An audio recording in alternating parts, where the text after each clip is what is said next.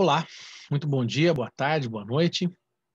Sejam todos bem-vindos à nossa aula de hoje, né? A gente vai falar sobre um livro do Guimarães Rosa muito pouco conhecido, né?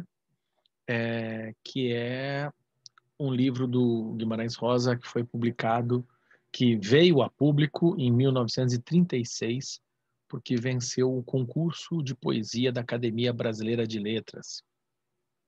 Esse livro é o único livro escrito em versos, ou seja, propriamente um livro de poemas, né, do escritor Guimarães Rosa. Esse livro se chama Magma. Está aqui. A gente vai ver ele projetado aí em PDF, mas está aqui o Magma, do João Guimarães Rosa, né, todo marcadinho aqui para as nossas leituras. Bom, e a nossa aula de hoje se intitula Natureza e Cultura em Magma, de Guimarães Rosa. Certo? O que eu gostaria de convidar vocês todos a pensarem é que a partir da aula passada, quando a gente tinha a gente estudou o Macunaíma, de Mário de Andrade, que a partir de lá, algumas coisas vão se tornar parecidas. Ou, não vou dizer propriamente parecidas, mas vão se tornar mais aproximáveis, né, mais próximas. Alguns pressupostos estão dados. Bom, e que pressupostos são esses? Bom, a gente pode genericamente chamar isso de modernismo, não é? A partir de 1922, nós temos um movimento no Brasil chamado movimento modernista, e que alguns até dividem em fases e tal. Não acho que essa divisão, para nós agora, seja muito importante. Mas é óbvio que esse nome, esse epíteto modernismo, ele já traz consigo algumas idiosincrasias, algumas dificuldades, né? Porque, primeiro que a nossa literatura moderna, por assim dizer, brasileira, já é moderna antes do modernismo. Não sou só eu que acho. Teóricos da literatura, como por exemplo, o professor Francisco Fuchs Hardman, num artigo denominado Os Antigos Modernistas, né, já fala disso. Né? Porque se a gente for pensar, por exemplo, na poesia, e se a gente entender, é um clichê na área da poesia, que a poesia moderna se dá com Baudelaire, e não sou eu que acho isso, a Hugo Frederick, na estrutura da lírica moderna, por exemplo, quando a gente pensa na modernidade de Rimbaud, a partir da obra do Edmund Wilson, Castelo de Axel. Então o simbolismo é moderno, o parnasianismo é moderno, o naturalismo é moderno, o realismo é moderno, e nós estamos falando de literatura moderna. Se a prosa de Flaubert já é uma literatura moderna, por que a prosa de Machado não seria? E não faltam teóricos no Brasil a marcar esse lugar de moderno já ser a literatura do final do século XIX, né? Por exemplo, José Veríssimo, né, na história da literatura brasileira, se não me engano, esse é o título, ele já fala, né, de modernismo, ele fala do realismo, naturalismo. Bom, então como é que a gente vai entender esse momento? Digamos assim, que no século XX no Brasil surge um grupo, né, de escritores, de artistas, de pintores, poetas, músicos, né, chamado, que se intitulou de o Modernismo de 22, né, que se começou a partir da Semana de Arte Moderna. Né? E óbvio, eles começam, né, a chamada fase heróica, né, intensos, né, na sua luta contra certas convenções de um passado. Pois é, mas eu convido todo mundo a não cair nessa armadilha. Eu estou chamando aqui eu prefiro pensar em literatura moderna no Brasil já a partir de Álvares Azevedo. E, e eu gosto de pensar a partir de 22, um movimento próprio, né? Um conjunto de vanguardas articuladas que nós podemos chamar de modernismo de 22, ou somente modernismo, ou seja, né? O modernismo de 22 foi um ismo, foi um movimento, né, com manifestos, né, articulado, enquanto outros tantos escritores não estavam articulados a esse movimento e, contudo, eram modernos, como, por exemplo, Augusto dos Anjos, Euclides da Cunha, e é dessa maneira que eu resolvo essa questão. Bom, professor, então, por que a partir de Mário de Andrade você está dizendo que nós temos uma outra coisa? E aqui eu estou demarcando Mário de Andrade como um dos expoentes desse grande movimento que, digamos assim, fecunda o chamado modernismo de 22 no Brasil. Mas não acho que isso seja restrito a Mário, a Oswald. Existem um conjunto de outros escritores que perpassam essa questão. E, assim, eu acho que a gente pode falar numa literatura do século XX. Digamos que na década de 20 a gente já tem mais amadurecida uma literatura propriamente do século XX, do Brasil. Acho que até os primeiros anos do século XX, já falando de, por exemplo, Augusto dos Anjos, Euclides da Cunha, que são escritores modernos, contudo não modernistas, né? Quando a gente está trabalhando com Augusto, Euclides, por exemplo, a gente está muito mais numa esfera de modernidade própria do século XIX do que propriamente do século XX. Né? Então, digamos que o que a gente tem a partir desse grande movimento que genericamente chamamos de modernismo de 22, o que a gente tem é uma literatura própria do século XX, assim, marcadamente do século XX brasileiro. Não é? Digamos que o tempo não cronológico, mas o tempo lógico da nossa arte brasileira do século XX se dá com um movimento que se resolveu chamar, que eles próprios se denominaram de modernistas. Certo? Essa é a primeira coisa. Então, aquilo que a gente disse aula passada sobre Mário de Andrade, Macunaíma, a gente vai ver aqui e daqui em diante. E o que eu estou vendo aqui? O que eu destaco como grande pujança a criar essa literatura do século XX? Inúmeros fatores. Primeira Guerra Mundial, inúmeras coisas a gente pode colocar aqui como elementos de cultura que constroem algo realmente assim próprio, novo, entre aspas, mas mais próprio do século XX. Eu destaco aqui novos pensamentos e novas posturas de uma área da ciência nova para a época, né, que nós podemos denominar de antropologia. Né? Eu acho que, a partir do final do século XIX, no começo do século XX, a antropologia amadurece. Ela ganha grande projeção, com estudiosos como Franz Boas e, por exemplo, com Malinowski. Né? Década de 30, vamos ter aqui a presença de Roger Bastide, o próprio Lévi-Strauss. Então, eu não tenho isso ainda concretizado, articulado, mas eu entendo que o que a gente vai começar a entender como grande potência, inúmeras coisas, a psicanálise no século XX, o próprio arraigamento da experiência da sociedade, da civilização socialista, né, na União das Repúblicas Socialistas Soviéticas, um conjunto de coisas, mas eu destaco aqui algo que eu acho muito importante para o que a gente vai ver, que é uma espécie de grande pujança, grande presença de uma postura antropológica. E, no nosso caso, mais que antropológica, mais uma derivação do antropológico, né? O antropofágico. Não quero dizer que Oswald e Mário sejam os donos, né, da antropofagia, até porque os donos da nossa antropofagia são os povos originários. Né? Mas, digamos que o movimento modernista, com a sua ideia de antropofagia cultural, inaugura por demais algo muito poderoso e que realmente reverte e fecunda, né, a criação artística no século XX.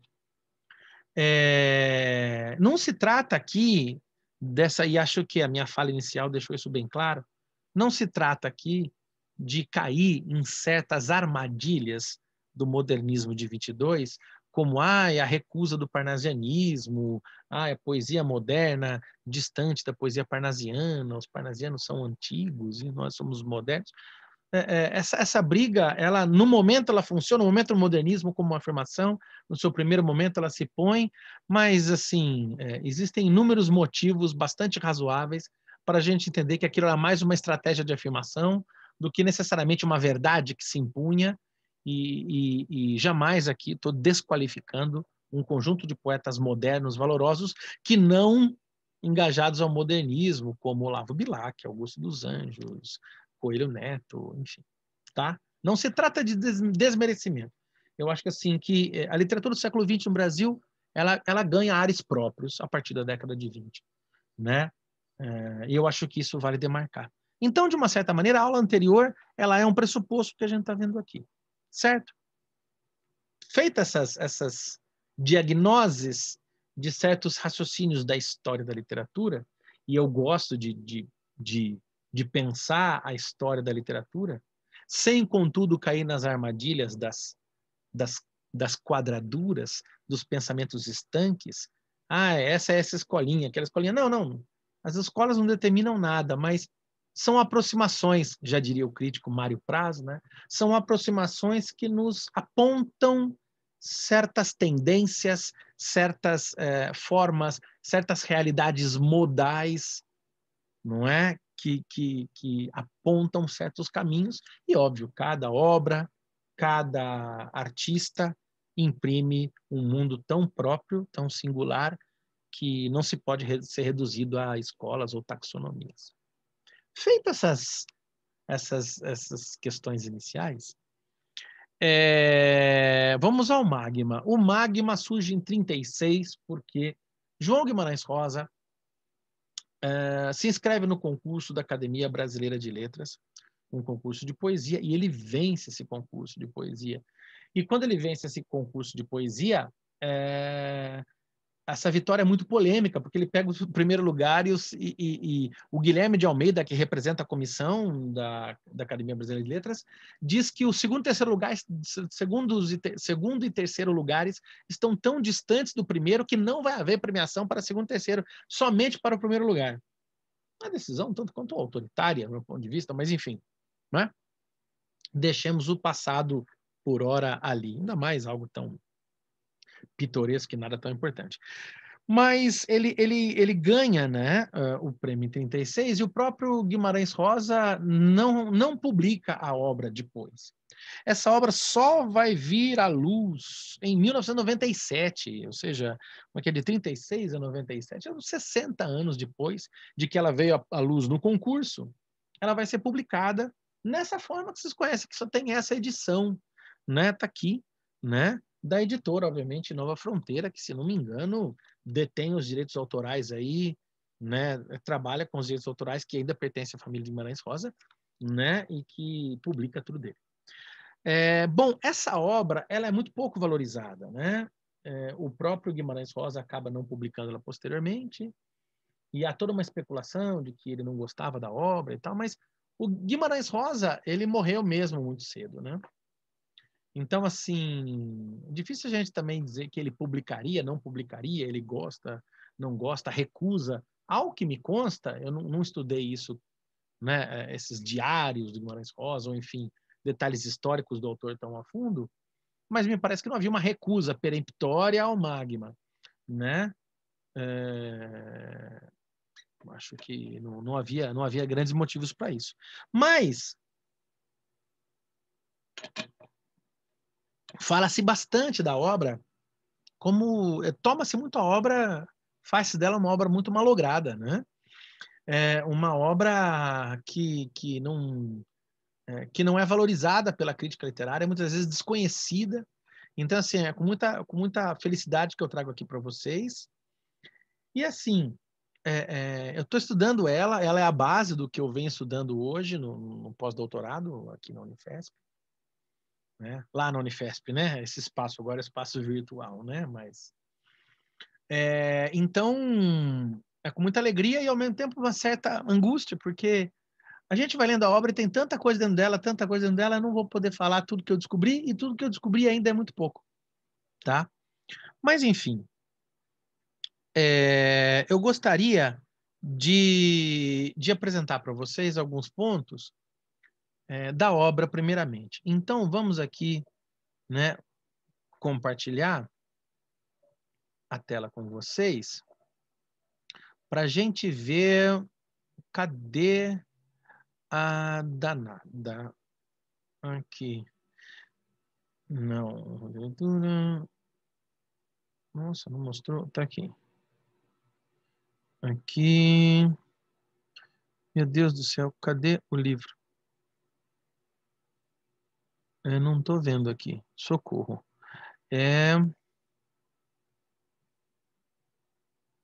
Tá aqui, vamos ver aqui. Não é exatamente isso agora, mas a gente vai chegar lá, né?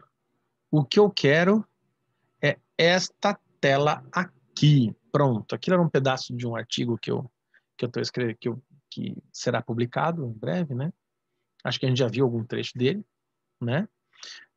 E tá aqui essa obra do João Guimarães Rosa, Magma, tá aqui a obra digitalizada, bonitinha, né? Bom, essa digitalização é minha, né? E aqui eu quero começar com ela, mostrar para vocês os poemas. Estão aqui, ó. Aqui tem alguns prefácios do próprio agradecimento de Guimarães Rosa, né? Um trecho do discurso dele, a gente talvez fale sobre isso.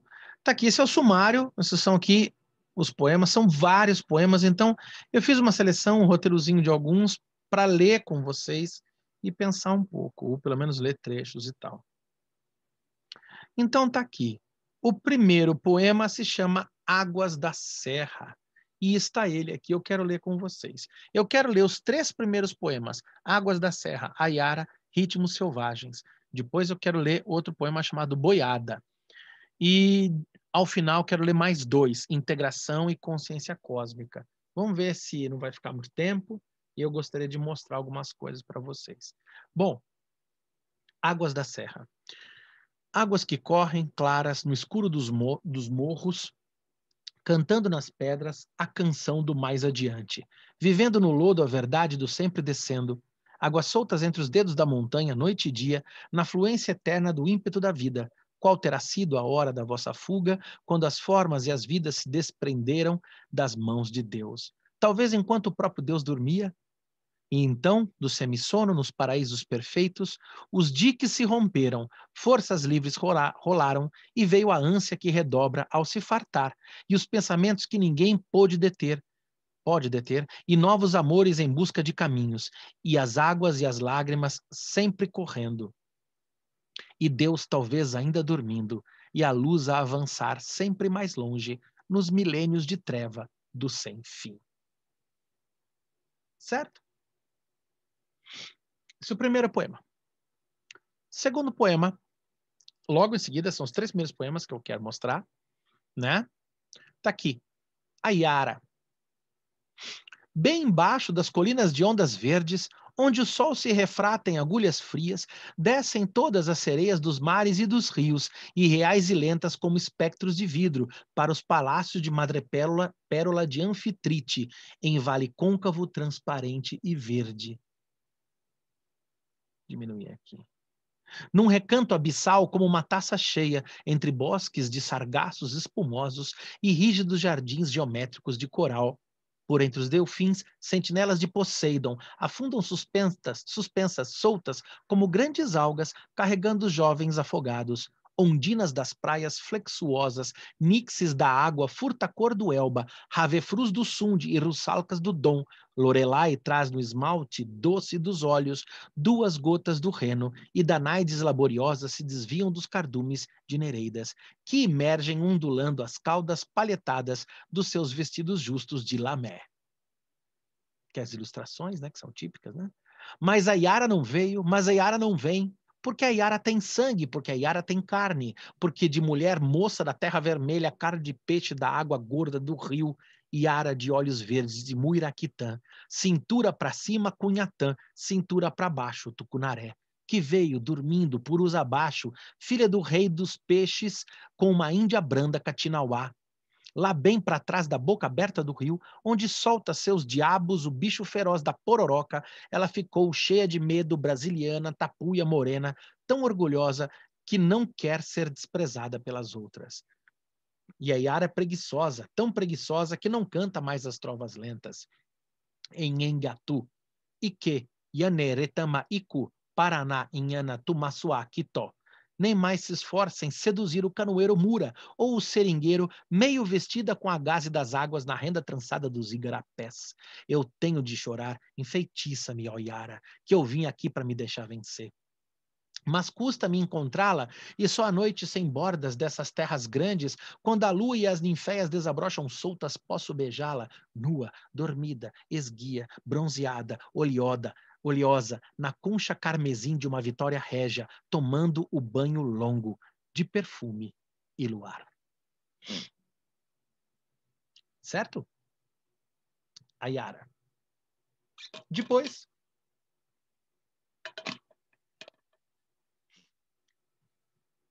ritmos selvagens. Minimizar um pouquinho. Ritmos selvagens. O pica-pau vermelho e verde, paralelo ao tronco, branco de papel de uma mirtácea como um poeta, que desde a madrugada vem fazendo o retoque dos seus versos, martela com um bico na casca da árvore o poema dos índios caiapós. Índios escuros das terras fechadas que ninguém pisou, dos chapadões a meio caminho dos grandes rios, broncos e brutos sem arcos nem flechas, rompem cabaças de missionários acacetadas, fazem tremer, fazem correr as outras tribos, voam no campo atrás dos cascos dos veados, matam veados só com pauladas. Caiamu, Poguê, Djê, Ipô. Depois de pendurar no ramo de cajueiro a casa de cômodos em cartolina cônica e amarela, os estúrdios marimbondos de chapéu saem dos alvéolos e fermentam no ar, num remoinho de ferrões e de asas, zumbindo o hino dos índios das matas.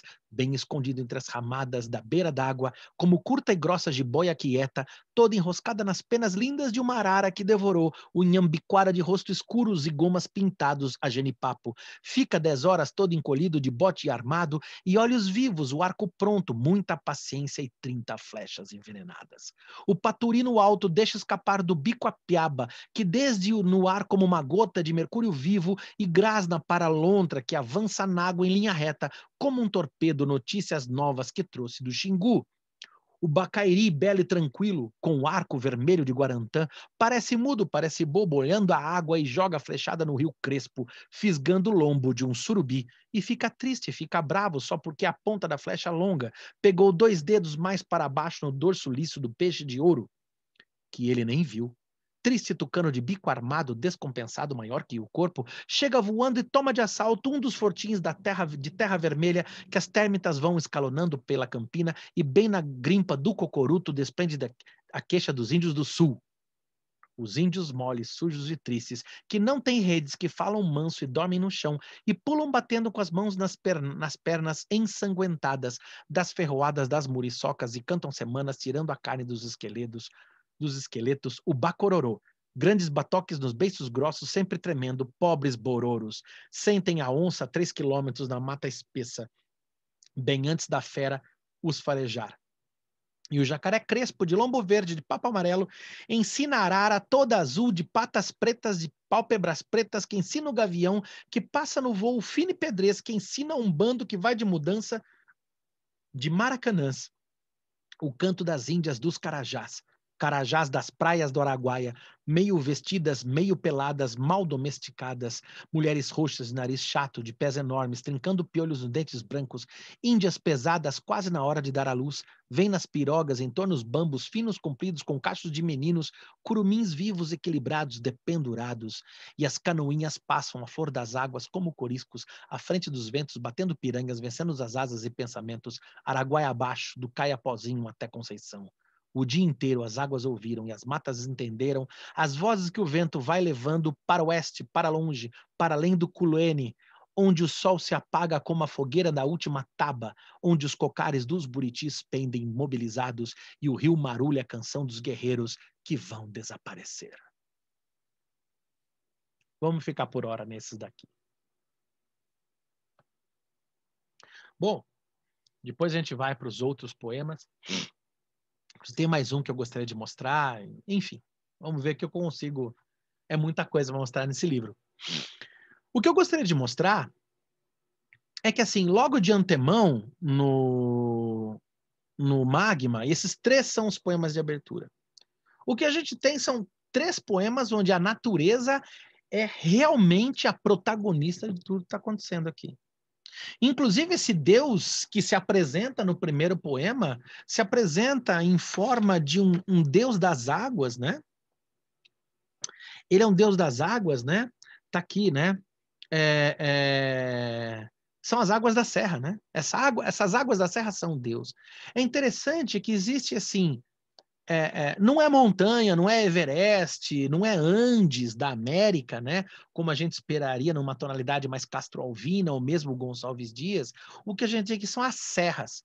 Essas serras são as serras do começo do universo, uma serra cosmogônica, mas é também a serra de Minas Gerais, né?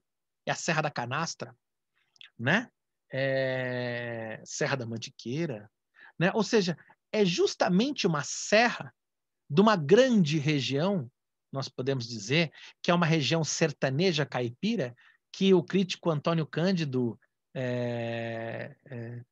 comenta como sendo o lugar do caipira, né? E que é uma serra da região que podemos denominar paulistânia, não é? Essa região de Minas Gerais, Mato Grosso, São Paulo, essa grande área, né, essa área de serras. Ou, se a gente quiser usar aqui uma referência geográfica, o grande geógrafo, né, o Aziz Absaber, né, que cria o conceito de domínios morfoclimáticos, né? Estamos no domínio dos mares de morros, né? Um terreno mamelonar, não é? A presença de serras, costas basálticas e coisas que o valem. Pois é. Note que existe algo de ubíquo porque universal, mas existe algo de local, né? O universal e o regional estão aqui já fundidos de antemão. Essa é uma mítica de um Deus que dorme, um Deus com uma certa indolência que deixa escapar as águas, não é? E essas águas elas vão avançar sempre mais longe. No final do poema está aqui a luz, Deus talvez ainda dormindo e a luz a avançar sempre mais longe nos milênios da treva do sem fim. Sem fim é o passarinho da roça, tá? Sem fim é um passarinho que está vinculado diretamente à mitologia do Saci Pererê. Né? Tem até um momento nesse artigo aí que eu estou publicando que eu comento que eu, e como muitos de nós aqui temos um pé na roça, né? Eu também tenho, né? Minha realidade, minha imanência, minha verdade caipira, né? Eu me lembro de estar andando por meio da roça, a cavalo, com meu tio, no meio do pasto, e ali passando na beira do pasto, na beira da capoeira, e a capoeira é um lugar de mata, né? De mata fechada, de amplidão de mata. E eu lembro que escutava lá o... É estranho, né? Parecia uma pessoa. É muito simples, né? Você vê os passarinhos, né, na vegetação, tudo tão exuberante, e ali aquele barulhinho. Tam, pam, pam, pam, pam, falou. E o tio à frente a cavalo, tio. Que bicho é esse? Esse é o Saci. Mas é o Saci? É o sem fim. Mas sem fim é um passarinho, é. E o Saci? O Saci é o Saci. Mas é passarinho ou é o Saci? É o Saci. E é o sem fim. Né? Interessante já essa realidade. Então, o que a gente percebe aqui é que existe toda uma dinâmica já teogônica, cosmogônica aparecendo aqui, que é ubíqua, que é universal, mas é do lugar. É da mitologia indígena, caipira, cabocla. É esse lugar da cultura que a gente não determina. Vai falar, professor, você está viajando. Então, acho que eu não estou, não. Porque o segundo poema, a Yara, ele já vem aqui E ele começa a falar debaixo das colinas verdes, onde o sol refrata as agulhas frias, descem todas as sereias do mar. Essa imagem das colunas verdes é o mar, cheio de sereias, e aqui ele vai falar, né, um conjunto de imagens, né, de madrepérola, de anfitrite, né, os delfins, as sentinelas de Poseidon, né, ele vai colocar aqui toda uma horda, né, de seres mitológicos europeus, né, as ondinas das praias, nixes da água, havefrus do Sund, russalcas do Dom e Lorelai, né, da Alemanha, né, traz no esmalte doce dos olhos, duas gotas do Reno, as Danaides, as Nereidas, né, toda uma mitologia europeia. Veja que é um resgate de toda uma cultura europeia. Ou seja, no primeiro poema a gente tinha um Deus cristão, um Deus onipotente, homem, né, que se descuida no meio das serras e nasce, né, que ruma para o sem fim. Né? E daí você tem o segundo poema, Yara, e você tem uma espécie de reverência a uma cultura europeia mostrando, e depois de toda essa questão europeia, você começa a ver a Yara, e que a Yara, que é da mitologia indígena, chega com desdém, entra no poema com desdém, né? Mas Yara não veio, mas Yara não vem, porque a Yara tem sangue, porque a Yara tem carne, sangue de mulher moça da terra vermelha, carne de peixe da água gorda do rio. Yara de olhos verdes de Muiraquitã. Opa, já vimos a Muiraquitã lá no Macunaíma. E a gente vai rever essa Muiraquitã em outra escritora contemporânea importantíssima, não é? Que é a Eliane Potiguara, né? Em algumas das obras que eu recomendo aqui. A Eliane Potiguara fala bastante da Muiraquitã, que é uma pedrinha verde, né? Olha lá, cintura de Cunhatã, cintura para baixo, Tucunaré. O que é isso? É uma sereia, né? Cintura para cima, Cunhatã. Cunhatã, Cunhaporã, mulher bonita. Né? Na Amazônia até hoje se fala, né? Cunhatã, Cunhaporã, né? E cintura para baixo, Tucunaré, né? Tucunaré é o peixe. Então, seja, cintura para cima, mulher, cintura para baixo, que é uma sereia, mas é a nossa sereia. É Yara. Né? É filha do rei dos peixes com uma índia branca Caxinauá. Olha a mestiçagem aqui. Filha do rei dos peixes com uma índia branca. Olha a mescla de civilizações. Olha a dimensão que está aqui. E essa Yara enfeitiça, ela chega e declama um verso em Nhengatu, que eu não sei se eu estou louco, mas acho que ninguém se deu o trabalho de traduzir. E eu fui traduzir. E está aqui, né? Em Nhengatu é muito interessante que Nhengatu é a língua dessa paulistânia, desse mundo caipira, né, original. Né? Aqui se cria uma mistura da linguagem tupi-guarani com a linguagem do português, e se cria o Nhengatu. E o Nhengatu se torna o dialeto brasileiro do Brasil do século XVI, XVII, até que, se não me engano, século XVIII, com a expulsão dos jesuítas por Pombal, que você vai ter o português efetivamente. Então, assim, isso aqui é a língua brasileira original no sentido do Brasil colônia, né? E em Engatu está escrito aqui, Ike Yane Retama Iku, Paraná Inhana Tumasua Kito, né? Nossa, eu estou lendo com facilidade porque eu repeti milhões de vezes, né, para tentar pescar essa sonoridade um pouco, né? Eu não domino o idioma, fui atrás de algumas gramáticas, tal, interessantes canais no YouTube e interessantes gramáticas, eu posso depois deixar para vocês, que trabalham com isso. Inclusive, já falando aqui, tem um canal interessantíssimo do Daniel Munduruku no YouTube, tá? E que não sobre Nhengatu, mas é um grande nome da nossa literatura indígena contemporânea. Enfim, tá lá. Traduzindo esse trecho, tá aqui. E ela diz, aqui é nossa terra, nosso lugar junto à foz do rio. Certo? Então, veja como se posiciona a obra, dizendo aqui é nosso lugar, diante de toda uma mitologia que foi apresentada no primeiro poema, trazendo um Deus do Antigo Testamento, mas descuidado.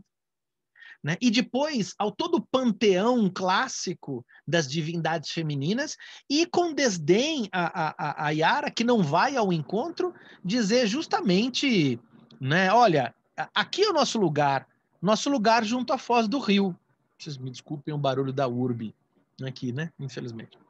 Bom, e daí ela continua falando que não se esforça em seduzir o canoeiro, enfim,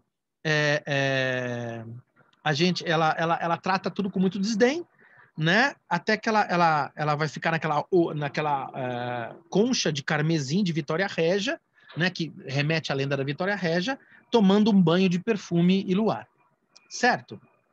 Bom, e aí a gente entra no terceiro poema, chamado Ritmos Selvagens. Ritmos Selvagens é muito interessante porque, se vocês retomarem o poema, e depois aqui vocês estão no vídeo, vocês podem voltar na minha leitura, quem não tem a obra. Quem tiver a obra pode acompanhar a minha leitura, ou, obviamente, ler por conta com mais atenção, fazer uma leitura melhor que a minha, certamente. Você vai observar que aqui a primeira voz que aparece nesse poema, o primeiro personagem desse poema, e os poemas, em grande parte, existe uma grande narratividade em Guimarães Rosa já nos poemas, né? O que a gente primeiro vê aqui é justamente, fala, o pica-pau vermelho e verde paralelo ao tronco branco de papel de uma mirtácea, como um poeta que desde a madrugada vem fazendo retoque dos seus versos, martela com um bico na casca da árvore o poema dos índios caiapós. Olha que interessante. E daí vem índios escuros das terras fechadas que ninguém pisou, dos chapadões, blá, blá, blá. Ou seja, essa história é contada, narrada pelo pica-pau que está escrevendo no tronco. E logo em seguida, depois, essa história, ela vai passar do ramo do cajueiro, né? Ela vai passar pro... Como é que é? Ela vai passar para os marimbondos de chapéu, que vão continuar essa história, que vão trazer a história da beira d'água, de outros índios, do Inhambiquara, que tem rosto escuro. Ou seja, o que você está vendo aqui é a natureza narrando a história para os personagens humanos aqui não têm voz. Quem conta essa história são seres de natureza. Opa! Olha o terrorismo aqui. Olha o telurismo, né, o sentido da terra, o eu terra, como coloco na minha definição, aparecer de modo potente e eloquente aqui. Há um câmbio entre seres de natureza e seres humanos, né? As ações dos humanos são contadas por bichos à medida que eles se relacionam. E o mais interessante, os humanos são todos índios, é um índio idealizado, é o índio bravo. Nossa, desculpa, gente. É um índio bravo, é um índio feliz. Não, não, não, não, não, não. Esses índios estão em guerra. Se você reler esse poema, vocês vão ver que as histórias aqui são histórias de guerra entre diferentes etnias indígenas. Opa, o que você está assistindo aqui? Você está assistindo aqui a voz do multiperspectivismo ameríndio. Ou seja, o multihumanismo, o multinaturalismo, né? Ou seja, os seres de natureza são seres humanos, e os seres humanos são seres de natureza. Você está assistindo aquilo que nós já vimos, de maneira até, sob certo aspecto, muito mais sofisticada do que a gente viu no Mário de Andrade, no Macunaíma. O que a gente está vendo é justamente a noção desse câmbio de realidades ônticas, né, entre seres de natureza e seres humanos. De modo que não só seres humanos rivalizam com a natureza, como a natureza tem a voz no lugar dos seres humanos, havendo uma não distinção e um constante câmbio entre seres de natureza e seres humanos. Certo? E o que a gente está vendo aqui? A gente está vendo essa narrativa que troca vozes entre seres de natureza e seres humanos, porque seres de natureza são humanos e seres humanos são de natureza. Né? Este câmbio, a gente vê esse câmbio de vozes contar uma história. E que história? A história de conflitos indígenas. Nossa, professor, mas espera lá. A gente viu uma história de conflitos indígenas anteriormente aqui. Eu esqueci de deixar pronto aqui o livro. Ele está aqui? Ele está.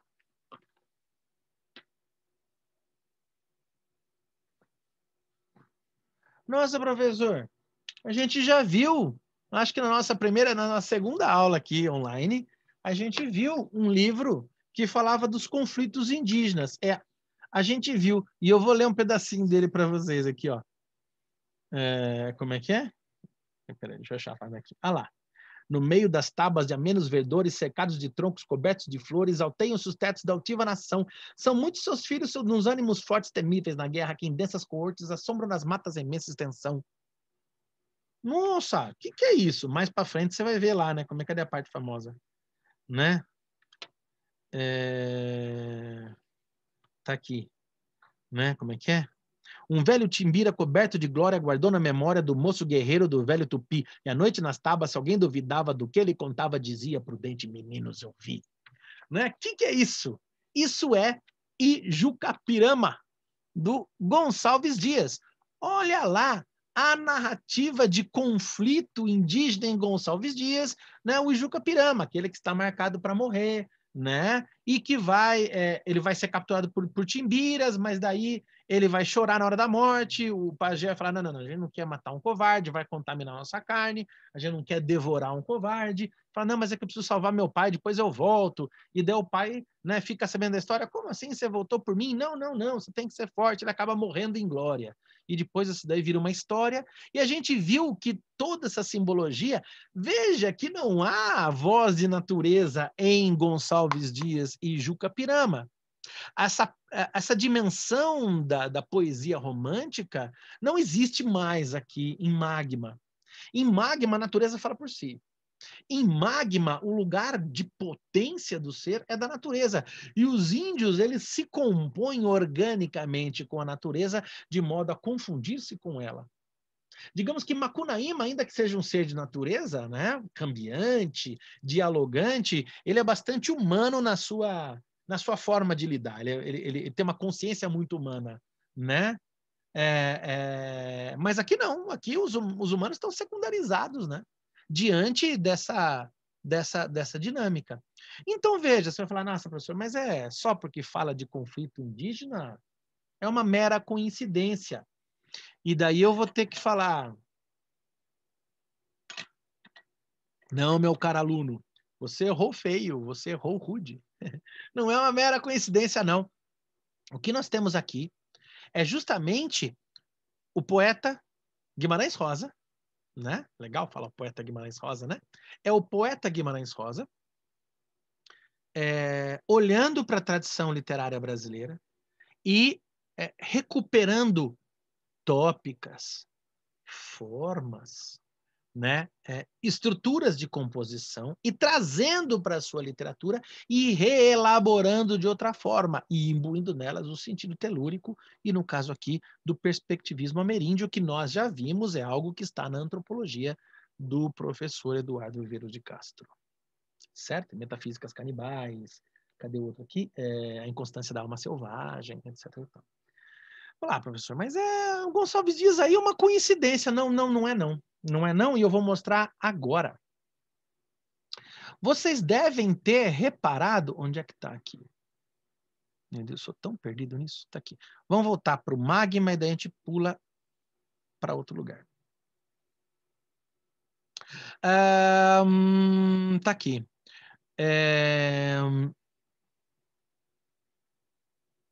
Aqui.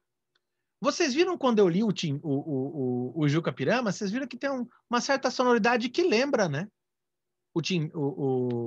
Que lembra o Magma, uma certa sonoridade da poesia do Magma, desse poema do Magma, né? Como é que chama?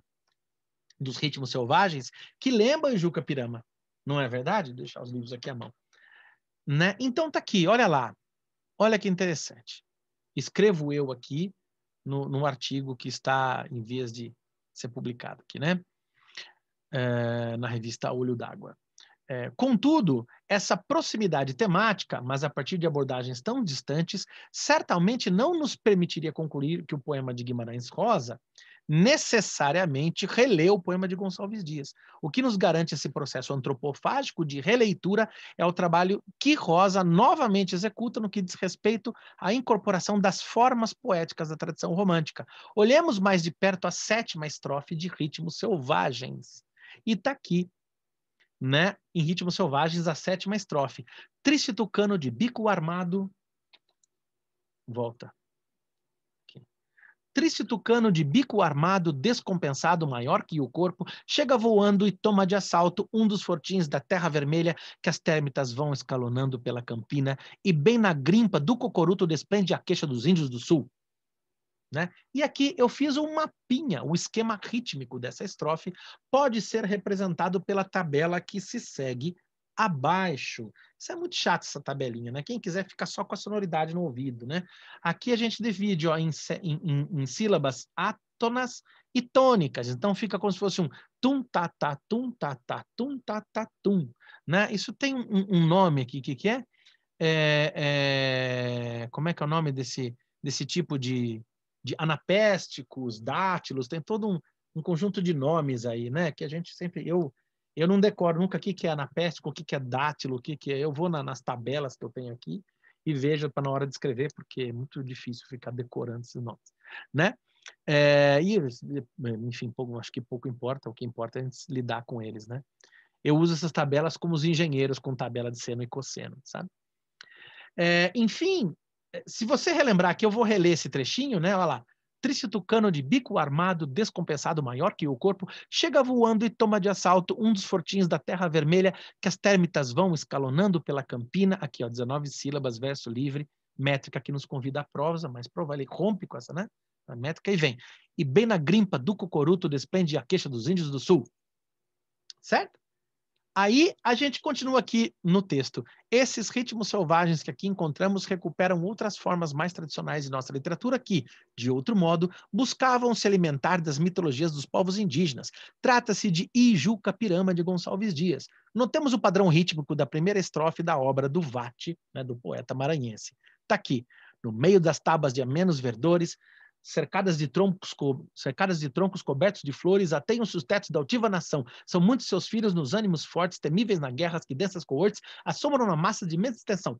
Eu estou lendo bem marcadinho, que é para deixar claro a rítmica, né, dessa poesia. Olha que interessante. O que o Guimarães Rosa está fazendo? Ele está incorporando formas de composição do romantismo e temáticas, uma vez que a temática é justamente o conflito, né? E eu já vou encerrar aqui. A temática é o conflito de diferentes etnias indígenas, mas não está narrando pelo lugar da literatura oficial que conta da bravura dos índios que vai formar a nação brasileira como que era o romantismo. Não. Ele vai pegar esse conflito de etnias e vai lá narrar pela voz dos bichos, mostrando como a luta de etnias se perpassa pela luta e relação de predação dos seres de natureza, exatamente como coloca Eduardo Viveiros de Castro, né, na sua compreensão do que é o multinaturalismo, multiperspectivismo ameríndio, que são seres de predação, uns caçando os outros, e o ser humano é um ser nessa cadeia. Então você tem a lua, a mãe da varíola, o ser humano, a paca, o gafanhoto, e tudo isso é humano. Depende do prisma que você olha. E o xamã, o que é? O xamã é aquele que percorre os canais, os distintos canais de humanidade, tendo no seu chocalho um controle remoto, um acelerador de partículas, capaz de negociar em distintas instâncias, não é? O sentido de humanidade, sentido não, o desejo de humanidade dos seus índios e atuar a favor, né? Insisto, por isso que volto a recomendar para vocês o podcast sensacional que eu deixei indicado na aula passada, sobre melhor juízo, algo assim, para melhor juízo, né? Que fala sobre perspectivismo ameríndio, né? Acho que é sobre melhor juízo, né? Tá na aula passada, tá indicado lá também, né? Esse podcast, que é um antropólogo, foi orientado pelo Eduardo Viveiros de Castro e que trabalhou com comunidade tupi na Amazônia. Comunidade não, ele mostra que esse nome não é com grupo, né? De indígenas da Amazônia, e ele mostra como é justamente essa questão, né? Dessa inter-relação entre seres de natureza e seres humanos, esse intercâmbio. Bom,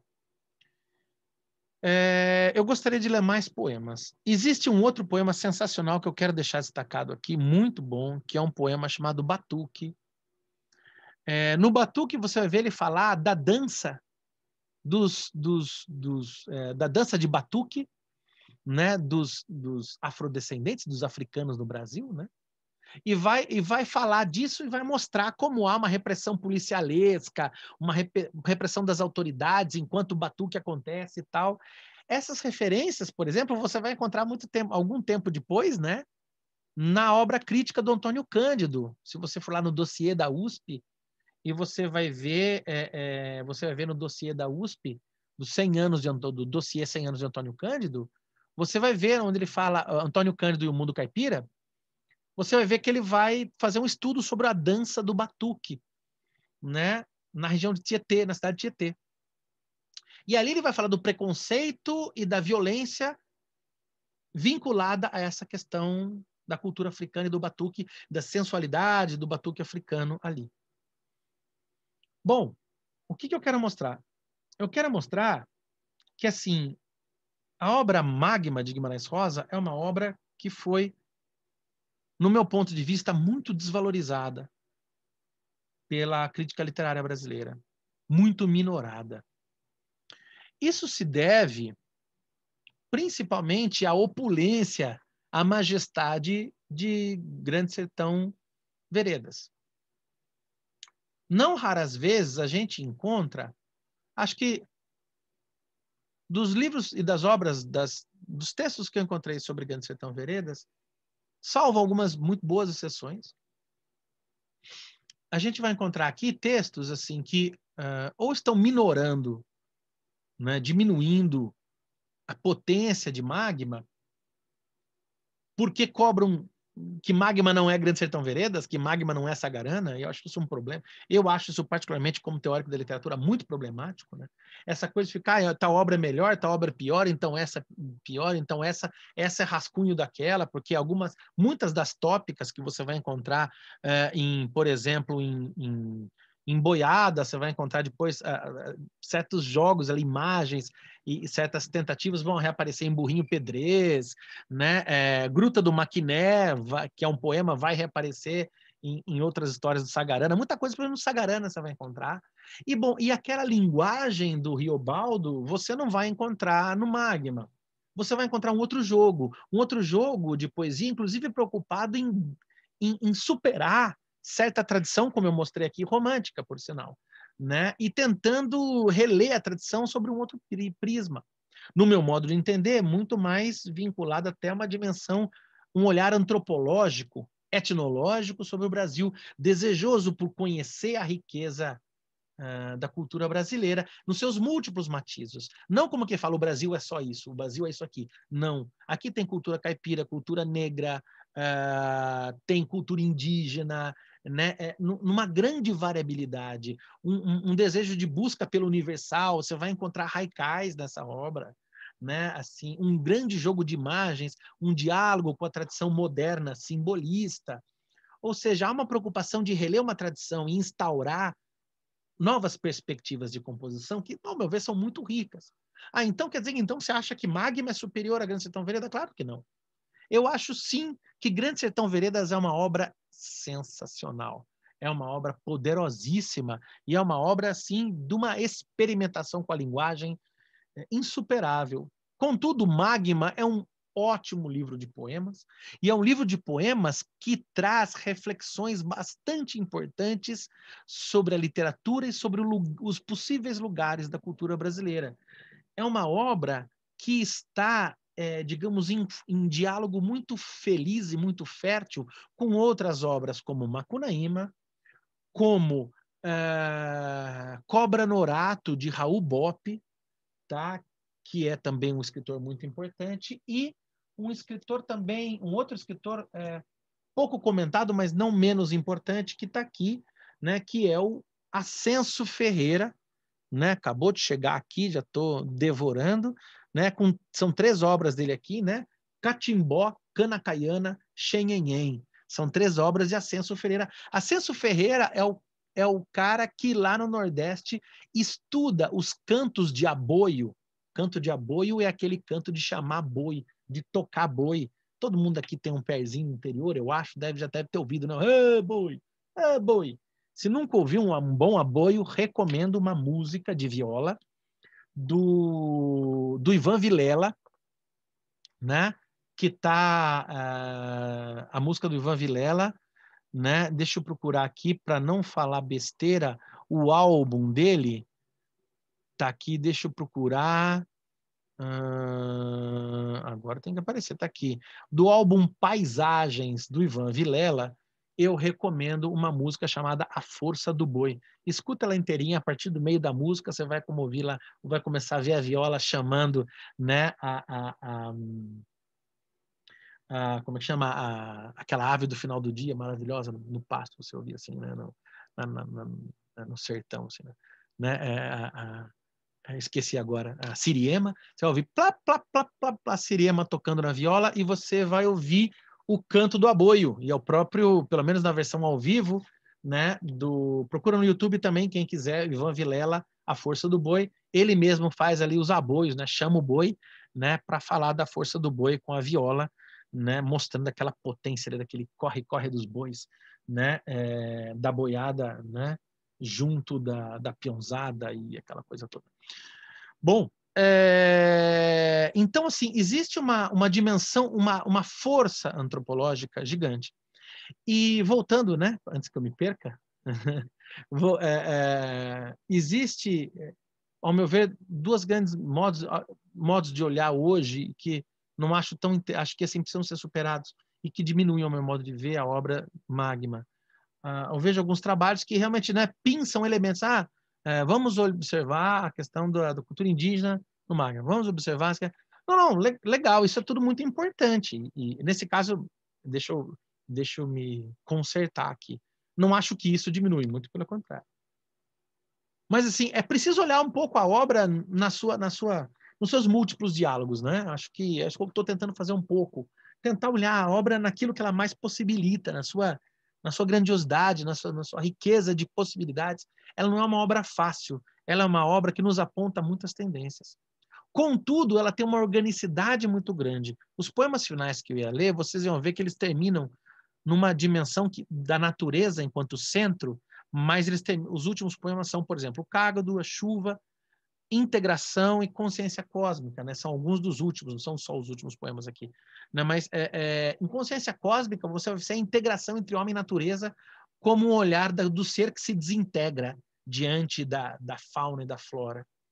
Né? Ou seja, começou com a criação, com uma teogonia, e termina com uma decomposição, quase como num périplo de vida, passando por um multiculturalismo, e eu acho que existe uma força nessa obra desejosa por pegar, ainda que de modo volátil e incapaz, toda a riqueza cultural, toda a vastidão cultural brasileira o mais possível. Né? E por isso se torna uma obra vertiginosa, por vezes. Eu acho que falta isso um pouco para pensar o Magma. Acho que existe muita vontade de pensar o Magma.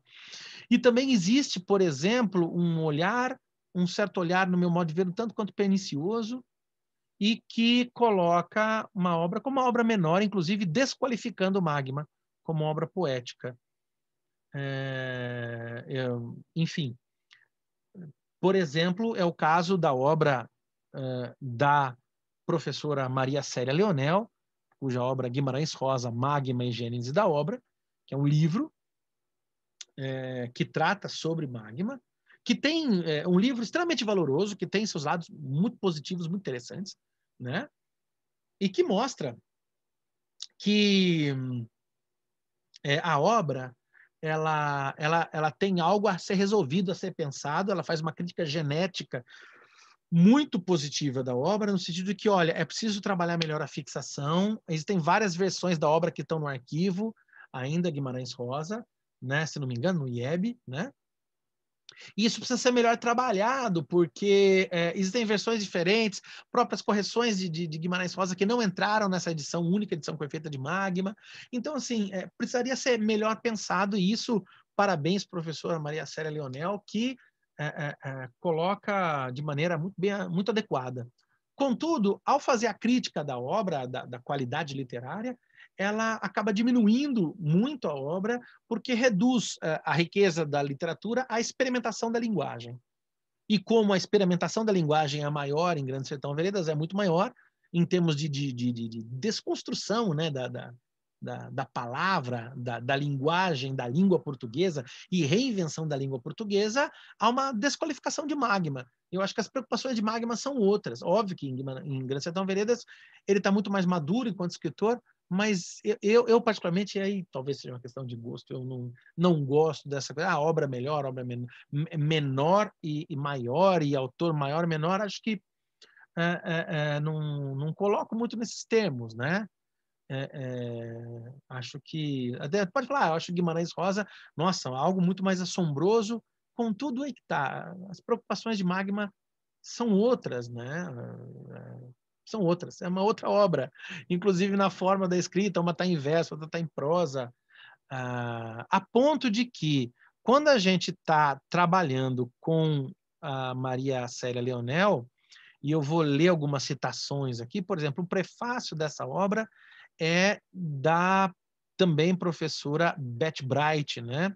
E ela coloca aqui, né? O prefácio assim se chama, assim como Rosa não é rosa, Magma não é a verdadeira expressão da poesia rosiana, né? E tem trechos aqui, por exemplo, que diz o seguinte, né? E é por isso, abro aspas aqui na página 13 dessa obra, né? E é por isso que Magma, sem ter as qualidades poéticas que possam colocá-lo no mesmo patamar das outras produções de Rosa, justificando o desinteresse do autor por sua publicação, vale pelo status de gênese, estado embrionário, rascunho feito com lápis grosso, mas merecedor especialmente no confronto com Sagarana desse trabalho importante e definitivo. Ou seja, para Beth Bright, lendo a Maria Célia Leonel, Magma seria um rascunho de Sagarana e assim, simplesmente uma obra menor que Grande Sertão Veredas, inclusive desqualificando a obra enquanto poesia. A poesia de Guimarães Rosa está na prosa, no verso não.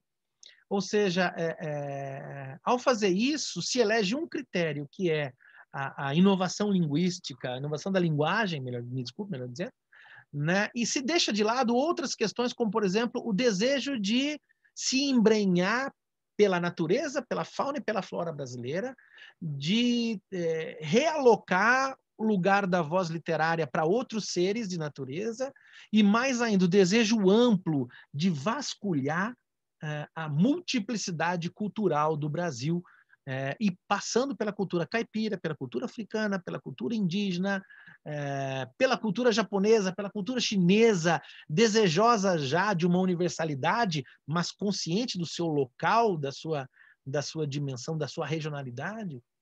Ou seja, diante de tantas possibilidades, ver Magma como uma obra menor, ao meu modo de ver, é fechar os olhos a toda uma riqueza que a gente pode encontrar ali. Bom, isso é um quinto do que dá para encontrar. E acho que é justo e ótimo do que eu tenho para falar hoje. Tá certo? Pensem, acho que é um ótimo exemplo, Magma, de um conjunto de obras da década de 20, 30 no Brasil, que estão imbuídas de um senso etnológico, antropológico, e que perspectivam para a multicultura que compõe o Brasil.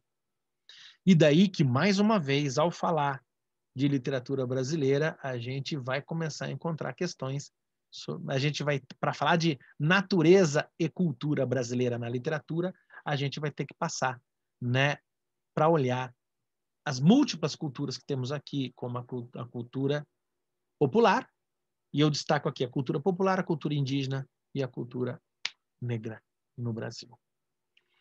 Certo? Só por enquanto, ficamos com o nosso encontro aí para depois. Muito obrigado. Valeu.